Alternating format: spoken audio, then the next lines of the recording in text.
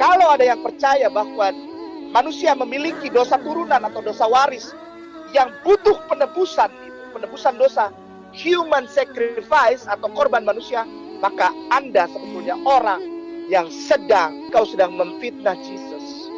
Jesus harus mati untuk menebus dosa. Tidak ada. Tidak ada human sacrifice. Tidak ada korban manusia untuk penebusan dosa, tidak ada. Sejak zaman ada. Tidak ada dosa turunan. Bilang dosa turunan itu nggak logis. Kenapa? Karena harusnya setiap orang itu memikul dosanya sendiri, ya. Itu adalah sanggahan dari orang-orang seberang, gitu ya. Ketika kita menjadi orang Kristen, kita diperhadapkan dengan sanggahan atau diperhadapkan dengan polemik seperti ini, maka kita harusnya juga menjawab kepada mereka bahwa dosa waris itu maksud kamu apa, gitu loh. Ketika mereka mengatakan setiap orang kan harusnya memikul dosanya sendiri. Loh, siapa yang bilang konsep itu adalah konsep yang tidak kita setujui? Jelas-jelas di dalam Yehezkiel pasal 18 ayat 20, di sini dikatakan orang yang berbuat dosa yang harus mati. Anak tidak menanggung kesalahan ayahnya, dan ayah tidak akan turut menanggung kesalahan anaknya. Jadi untuk konteks di mana ada sebuah kesalahan yang dilakukan oleh seseorang, di dalam Yehezkiel dikatakan kesalahan itu harus ditanggung oleh dirinya sendiri. Jadi anaknya tidak tanggung atau keturunannya tidak menanggungnya. Begitu loh maksudnya. Jadi konsekuensi dari kesalahannya. Nah, kalau konsekuensi dari kesalahannya demikian, ya udah. Berarti kita pun bisa melihat bahwa Tuhan tidak serta-merta membuat dosa itu ditanggung-tanggung oleh keturunan, gitu loh, ya. Misalnya dalam bagian yang lain, tadi kan PL, ini adalah di PB, di Galatia, Paulus mengatakan, jangan sesat, Allah tidak dapat dipermainkan, ya. Karena apa yang ditabur orang itu akan dituainya. Jadi ada sebuah konsekuensi, ada sebuah fairness, ada sebuah keadilan, di mana setiap orang yang melakukan dosa atau kesalahan akan menanggung atau menuai hasilnya. Jadi ketika dikatakan dari pihak seberang sana mengatakan, wah Kristen alasan ajarannya nggak logis karena dosa ditanggung. Harusnya kan kita menanggung dosa masing-masing. Loh, kalian itu ngomong opo toh? Kita itu secara jelas mengajarkan bahwa setiap orang memang menanggung dosanya. Kata siapa begitu? Lalu kemudian mereka bilang, lah kalau gitu Yesus menanggung dosa gimana gitu loh. Nah, inilah kesalahan kita ketika kita itu langsung jump into permasalahan mereka, ya. Sebenarnya mereka bermasalah ketika mereka memaknai dosa waris. Dosa waris itu apa? Ketika di dalam kekristenan diajarkan yang namanya inherit sin, dosa waris atau dosa turunan seperti kata Kainama tadi, sebenarnya itu apa? Nah, kita mesti memaknainya dengan tepat dulu, ya. Nah, ayat yang sering kali dipakai atau mereka juga pakai ayat ini karena memang ayat ini juga sering dipakai dalam pengajaran-pengajaran Kristen.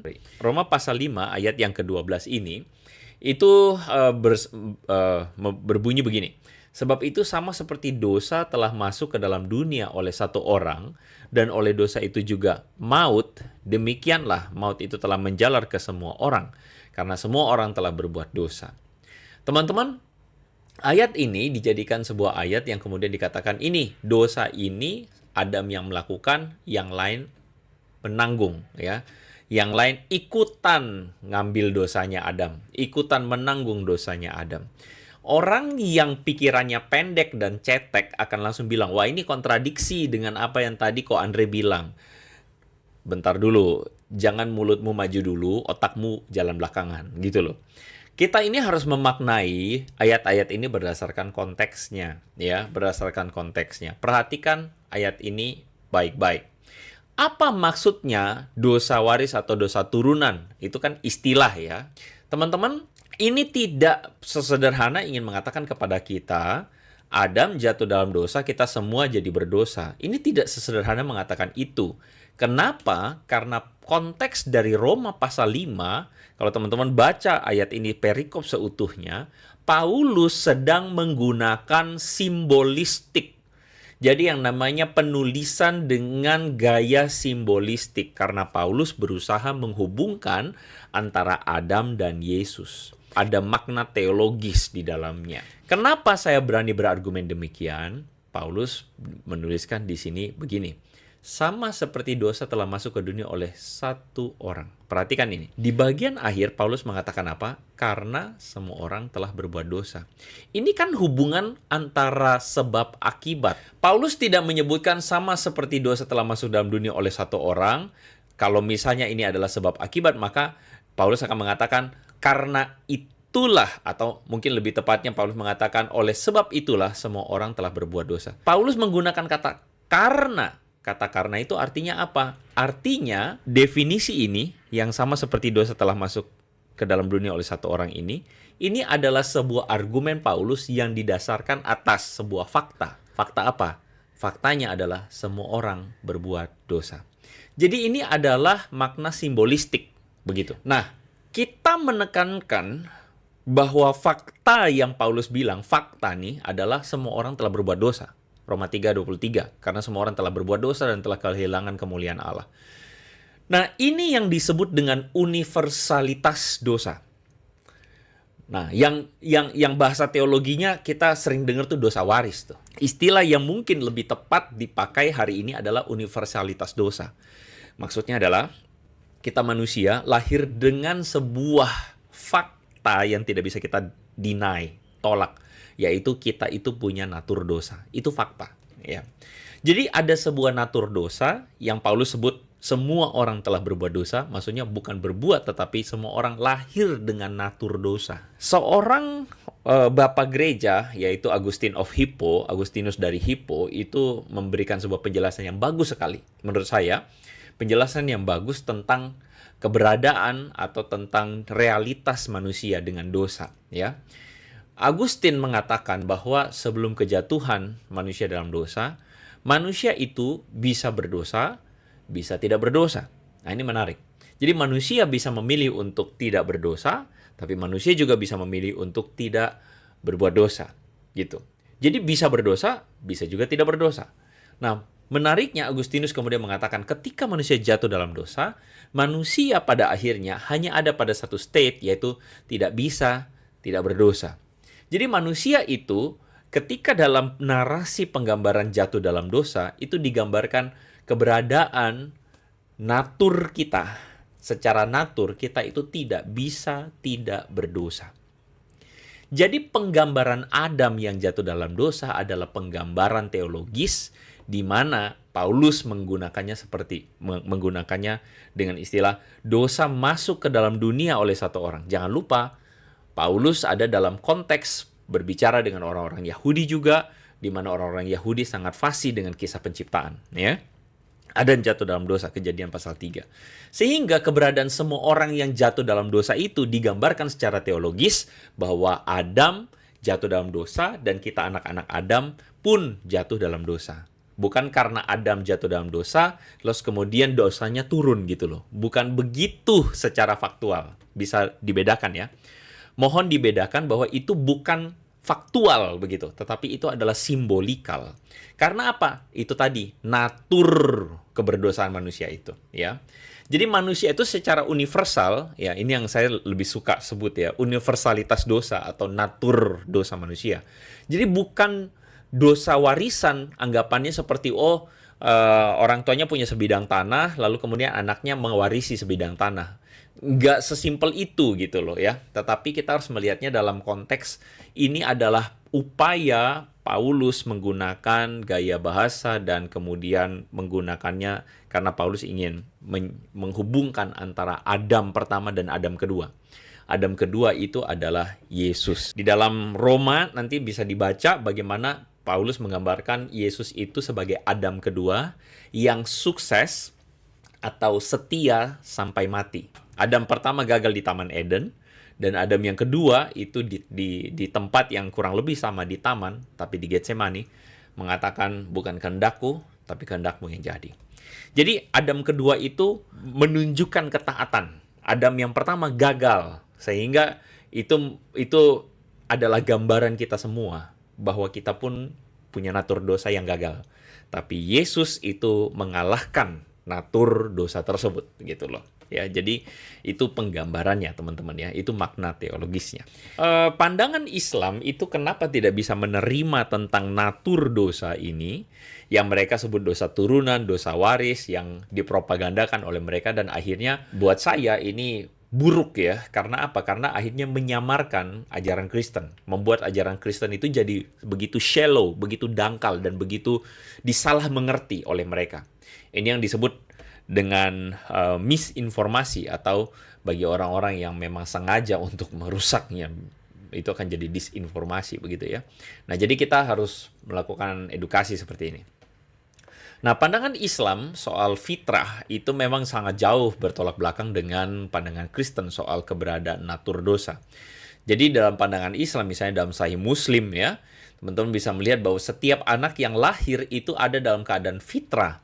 Dan itu saya rasa semua muslim setuju bahwa fitrahnya itu suci sebagai seorang muslim. Jadi itulah sebabnya kenapa muslim percaya bahwa setiap anak yang lahir itu agamanya Islam. Makanya mereka membangun teologi karena kelihatannya nyambung ya, dengan Adam itu agamanya Islam, Abraham agamanya Islam, Musa agamanya Islam gitu. Karena semua orang yang lahir itu muslim gitu. Nah, jadi dalam Sahih Muslim ini dikatakan anak-anak itu lahir muslim sesuai dengan fitrahnya, dan orang tuanya itulah yang membuatnya kemudian jadi Yahudi, jadi seorang Yahudi atau seorang Kristen atau seorang politeis. Ya, politeis atau dalam yang bagian yang lain sebagai seorang majis ya. Nah, jadi pandangan Islam itu anak itu lahir suci. Anak itu lahir nggak ada dosa. Anak itu lahirnya tuh putih bersih kayak kertas putih gitu. Kalau teman-teman pernah dengar ilustrasi itu ilustrasi Islam gitu loh. Nah, permasalahan dari pandangan ini, menurut saya ada sebuah permasalahan dari pandangan ini. Ada logika yang sulit saya bisa terima. Adalah kita bisa menemukan bahwa misalnya dalam contoh, ada anak-anak yang tidak perlu diajarkan nakal, dia jadi nakal. Ada anak-anak yang tidak pernah diajarkan dosa, dia bisa berbuat dosa. Pertanyaannya, siapa yang ngajarin? Apakah ada orang tua yang mengajarkan untuk berbohong, orang tua yang mengajarkan untuk mengejek orang tua yang mengajarkan untuk iri hati, egois? Adakah orang tua yang mengajarkan itu? Saya rasa ada, tapi jumlahnya sedikit sekali, dan itu orang tua yang kurang waras. Tapi orang tua yang waras akan mengajarkan anaknya untuk tidak egois, mengajarkan anaknya untuk sopan, mengajarkan anaknya untuk tidak ngambekan, mengajarkan anaknya untuk bersikap baik. Tapi pertanyaan kita adalah, kenapa ada fakta di mana anak itu diajarkan yang baik tapi melakukan yang buruk? Bahkan tidak diajarkan yang buruk tapi melakukan yang buruk. Ini adalah sebuah realitas yang tidak bisa ditolak oleh siapapun. Sehingga dengan realitas ini, pertanyaan saya adalah, mana yang lebih rasional? Mana yang bisa lebih menjelaskan realitas ini? Konsep natur dosa atau konsep fitrah? Makanya tadi saya tanya, kalau konsep fitrah ini benar, ya, konsep di mana manusia itu lahirnya itu sebagai seorang muslim dan putih bersih, maka yang putih bersih itu ketika diajarkan yang baik, jadinya baik. Tapi pada kenyataannya kita menemukan realita, ada yang baik, ada yang diajarkan baik, tapi malah jadi jahat misalnya. Ada yang diajarkan nggak bohong, tapi berbohong. Ada yang diajarkan nggak boleh egois, tapi egois. Ada yang diajarkan sopan, tapi bisa ngejek orang misalnya. Itu menurut saya konsep fitrah tidak cukup bisa menjelaskan realita ini. Tetapi konsep natur dosa, universalitas dosa, itu menjelaskan natur ini dengan sangat baik. Maka pertanyaan saya kepada teman-teman semua, mana yang lebih rasional? Ajaran dogmatika Kristen tentang konsep natur dosa, ataukah konsep fitrah yang paling relevan, lebih rasional? Ya. Jadi ketika Kainama menjelaskan kamu sedang fitnah Yesus, ya, sedang memfitnah Yesus. Yesus harus mati untuk menebus dosa. Tidak ada. Tidak ada human sacrifice. Tidak ada korban manusia untuk penebusan dosa, tidak ada. Sejak zaman Adam, tidak ada dosa turunan. Ketika Kainama mengatakan ini ya, kamu sedang fitnah Yesus karena tidak ada konsep dosa turunan di mana Yesus akhirnya menebus dosa manusia. Masalahnya adalah, Bang Kainama, bagaimana dengan perkataan Yesus ini? Yesus mengatakan dalam Matius pasal 20 ayat 28, sama seperti anak manusia datang bukan untuk dilayani, melainkan untuk melayani dan memberi nyawanya menjadi tebusan bagi banyak orang. Ini Yesus jelas-jelas mengatakan dirinya bahwa dia memberikan nyawa dan menjadi tebusan. Jadi kalau Kainama mengatakan tidak ada Yesus memberikan dirinya mengorbankan nyawanya. Kainama siapa yang fitnah Yesus sebenarnya? Kau sedang memfitnah Jesus. Jesus harus mati untuk menebus dosa. Tidak ada.